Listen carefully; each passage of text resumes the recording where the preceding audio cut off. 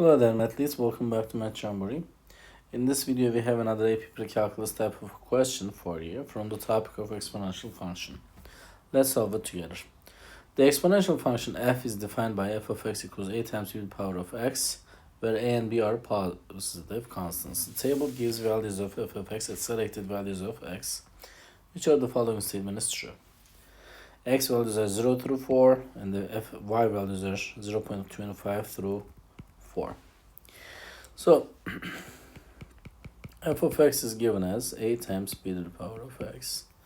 We will use this data f0 a times b to the power of 0 is equals to 0.25.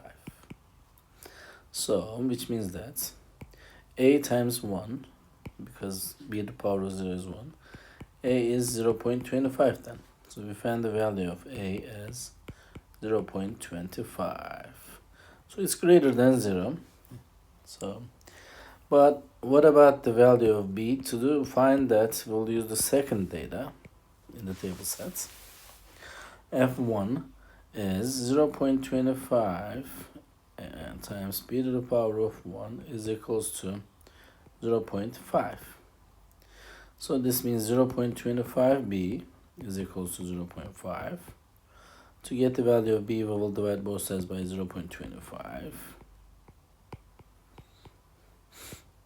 So b is 0.50 divided by 0.25 is 2. So b is greater than 1.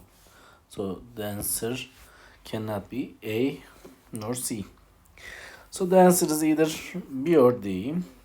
So let's take a look at it. As x values are increasing, the y values are also increasing. Because of that, this is a growth function. So the case says this way down. So because of that, the correct choice for the specific question is choice B. I hope you found this video helpful. If you did, please give it a thumbs up. If you have questions or comments, you can always leave it below there. Thank you. See you next time. Bye-bye.